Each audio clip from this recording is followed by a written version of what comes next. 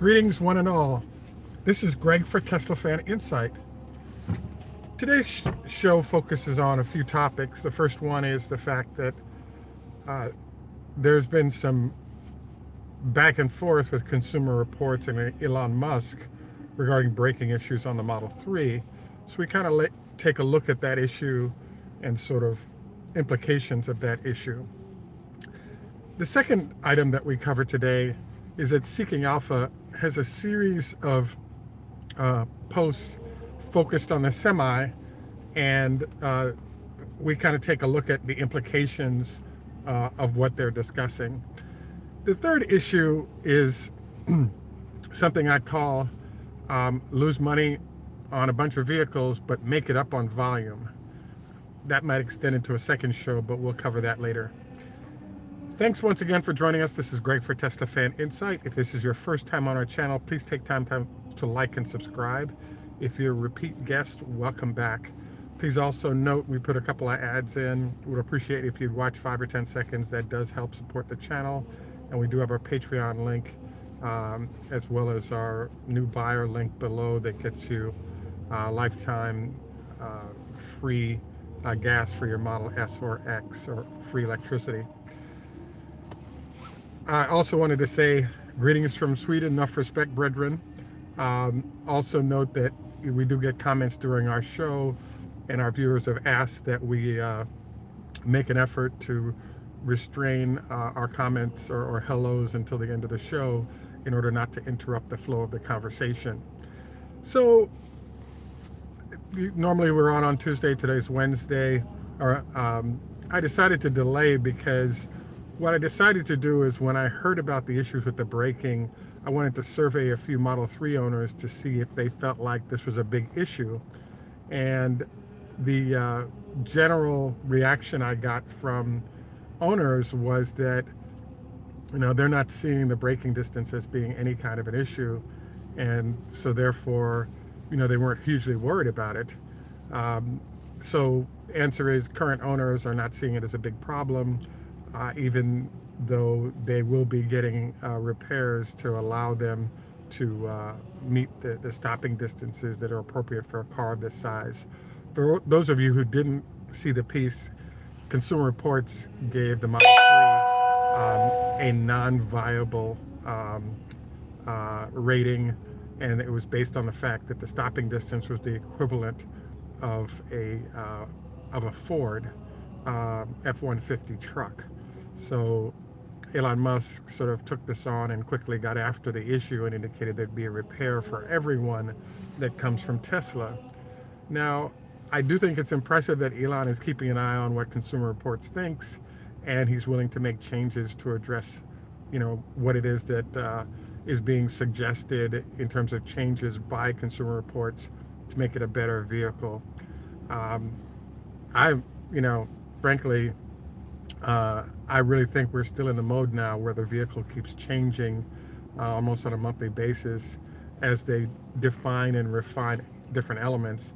And I also think it's fascinating because it's amazing to me the number of times Elon Musk articulates the 0 to 60 time on a vehicle, but he similarly is not focused on things like, can you stop in a reasonable distance? Trying to pick up a better sort of angle here. So my general take on this is, it's great that Tesla's making this change. I really think that it also highlights the fact that the emphasis point for consumers is a little bit different than what Elon Musk's emphasis point is relative to stopping distance and other performance parameters. I also wanted to sort of dabble in this because sometimes we'll make comments about things we need to see or that are appropriate to be changed about the vehicle. And it's interesting to me to watch because some people will argue against making any comments that are negative about Tesla. But I think you'd be surprised that customers, as well as bloggers like myself, can actually influence the direction Tesla is taking, because they're required to record all the news that's flying regarding the company and then make changes on things that are deemed to be appropriate to consider. So I definitely think it's great he's going to do this repair. I have to admit, though, that right now I'm a little bit confused by the Model 3, and the reason is that when you look at the performance version of the car, it will now have basically four-wheel drive, and the price tag is $78,000. Elon Musk articulated that they need to sell higher margin vehicles right now to get the cash they need to exist as a company, and that they can't put out their $35,000 vehicle right now because they need the margins in order to build themselves towards profitability. I think this is, totally valid.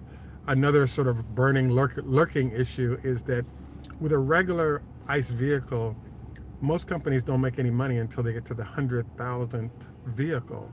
So one would think then that because you have the battery plant that has to get to scale and the cars that have to get to scale before they're profitable, it wouldn't be a shock if Tesla needs to move 50 to 70,000 Model 3s at a loss in order to then have scale ready to go in order to be profitable. So I think that's great. Another sort of variable in this whole thing is the fact that we may go to a 78,000 vehicle, and there's different segments of the market for vehicles, particularly for EVs.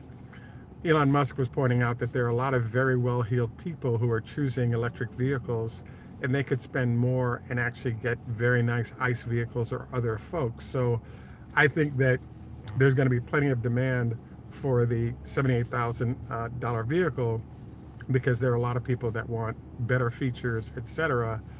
I think that car is kind of, does it really make sense unless you're in a snowy place where you kind of need that four-wheel drive?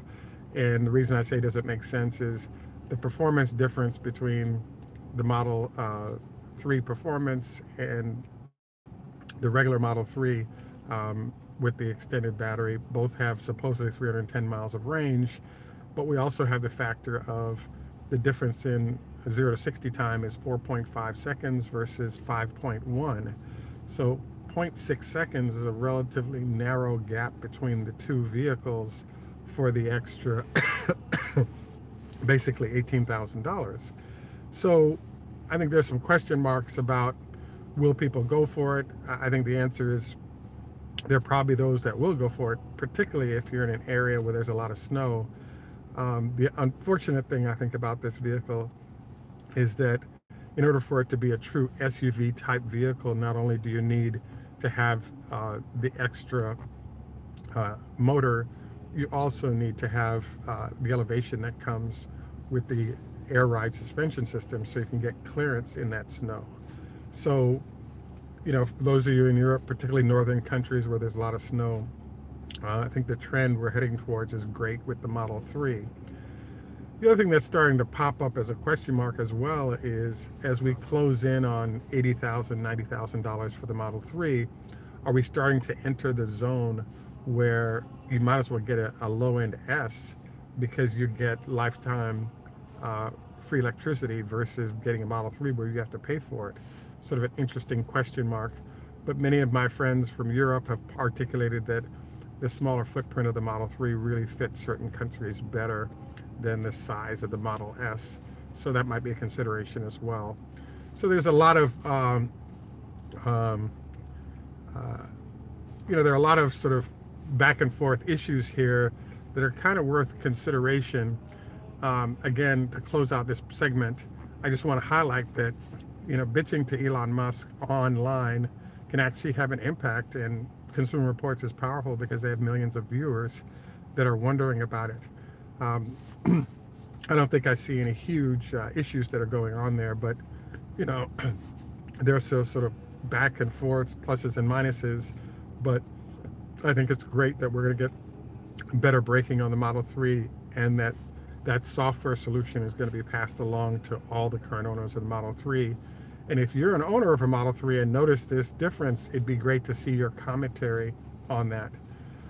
The next thing I wanted to jump into is that there's kind of been a war between Seeking Alpha and Tesla for the last, let's say, I want to say forever, over the last couple of years, but the last 6 months have been particularly intense. It's my belief that Seeking Alpha actually has a great relationship with hedge funds that is being paid to savage Tesla as much as possible in order to lower the stock price.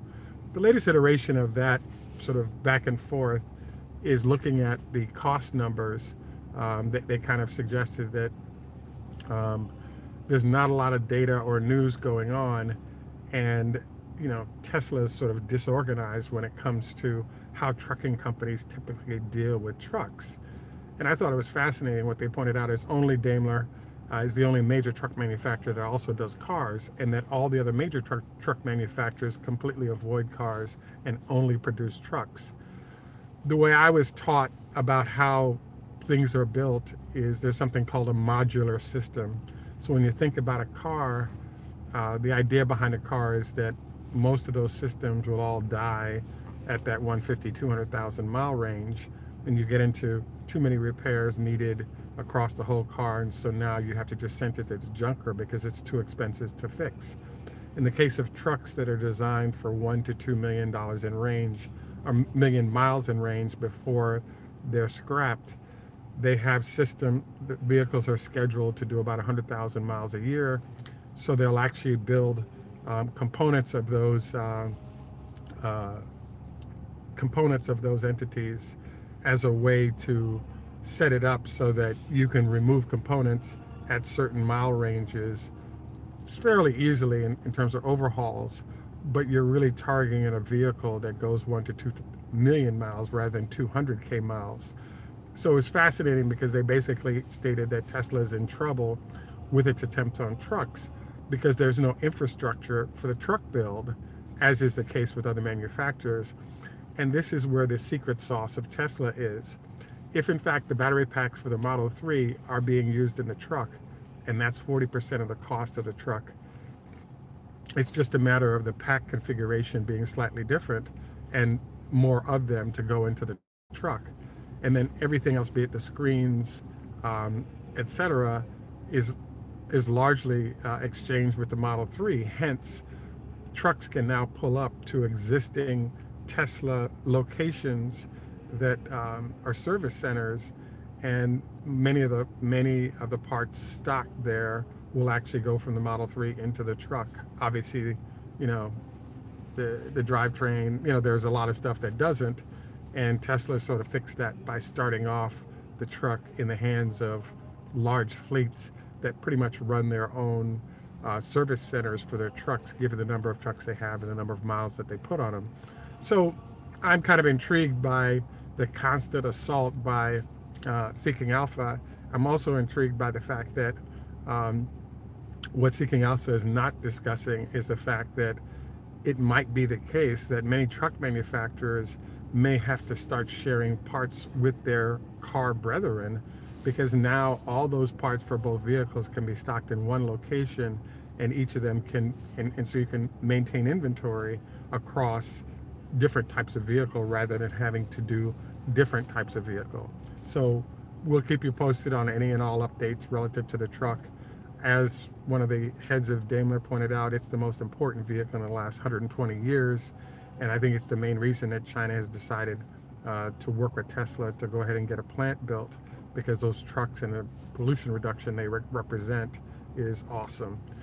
The final thing I wanted to cover today is focused on a concept that was developed during the internet bubble, where it was suggested that if you lose money on each sale, you can make it up on volume. So the whole idea was that, there are a lot of internet entities that were trying to establish themselves, and they were losing a lot of money, but they were kind of building a marketplace for future sales. And to some extent, we can kind of bring this over to Tesla. One of the things that I've been sort of harping on for a long time is that if you're planning to survive and succeed as a company, you need to have multiple profit centers to help support the success of the firm. In the case of Tesla, it looks to me like Tesla is developing a large number of profit loss centers, and it's hard to see where the numbers make up. The principal example that comes to mind is the fact that Tesla, the Model 3 owners have to pay for their electricity, but the Model S and X owners many of them are on lifetime free electricity plans. Now, this is good that for the customer that this is occurring. It definitely helped Tesla get going and is helping to acquire customers, especially as gas prices are continuing to rise on the ICE side. But the challenge here is that, from what I can tell, it's about $25 worth of electricity to fill up a large battery size Model S or X. And so, in theory, Tesla is getting an annual software fee, and so that's somewhat covered. But now that we're going from in the old days of a year ago, the supercharger network was organized to be about 150 miles separate from everything, and in general, Tesla made a point of not having superchargers in high density areas that would see constant use, especially since you're on unlimited usage. We're now starting to see, because of the Model 3, these superchargers being located closer to city centers or high density population areas. So now you have this weird question. Tesla has to pay the utility $25 per car times the number of cars, instead of people doing, you know, call it $200 or $300 a year worth of long distance driving and free electric. We're now starting to see folks, like I've been casually watching the usage of sort of our close-in Washington, D.C. facility, and I wouldn't be surprised if many customers in Washington, D.C. have now started driving to the supercharger and charging up for their entire week right there, and making that a weekly occurrence. So now your calculation is, what if that person is saying 52 times $25 each? It's pretty easy to see that Tesla ends up with this being a loss leader to bring more customers in. So, so in theory, you'd have to mark the car up by, let's say, 10 years times this person doing it for 50. So you can see how the numbers can add up. So basically, Tesla is facing a big bullet of all this consumption of electricity, not to mention that it's $1.5 million per facility to set these babies up. We also covered the fact that they're losing money on at-your-door service. So when you all add it all up, one of the issues that seems to be lurking on the back end is Tesla has a long list of great services provided to customers for free, but that end up potentially killing the company. So, so I don't have the answer to all of these. Maybe there's a magic bullet I haven't seen, like Tesla starts producing its own electricity and it manages this cost better. But I just think that there's a lot of, you know, unanswered questions here that any good company would need to answer if they're planning to be around for a while. And great customer service is excellent, but great customer service that puts you out of business, not a good idea. I wanted to thank you for all the comments. I see my friends from Sweden and South Africa and all over the world that have said hello. I would agree, a used model, if you're looking at a new, you know, a used Model S in the 30 to 40K zone, starting to look pretty attractive, although there's no warranty there, and who knows how many fees would be associated with replacement and repair. You definitely have a lot of room between, let's say, 70K and 40K for repairs to be done, and then enjoy your Model S. So I'd have to agree with that one. Excuse me. Very much looking forward to any and all comments that you might have on what we've covered today. Jerry et al., thank you very much for taking time out to spend time with us once again. Our next scheduled show is for Sunday. We may do a Friday show if there's enough sort of new activities that are going on to put one in there. This is Greg for Tesla Fan Insight. Please, as a reminder, we could use your help on Patreon of $1 or $2 a month. Please like, because your like affects how we rank in search. Your subscription would also be appreciated. You know, yeah, I like your idea of the fact that the charging stations could be used by others, but even this is kind of confusing, because it turns out that, for example, the Nissan Leaf is one of the most highly sold vehicles out there, and the way the Leaf cools itself, particularly the older models, by air cool, and the config of the battery results in it potentially burning up, because it can't handle the amount of heat that will be generated in a supercharger situation. I believe that the Chevy Volt might be able to handle that supercharger situation without an issue. So that might be another way to look at things. Um, so, at any rate, we'd love to get any and all input that you guys might have on what we covered today. Please, leave notes at the bottom. Uh, this is Greg for Tesla Fan Insight. Tschüss, German, Farvel, Dutch, I believe. New language for me. I'm still learning. Anyone can tell me how I'm pronouncing it wrong. Lahithroot, Hebrew, Choda Hafez, Farsi, Nuff Respect, Walk Good, Jamaican Patwa. Um, uh, Adios, Julio. That's too easy, man.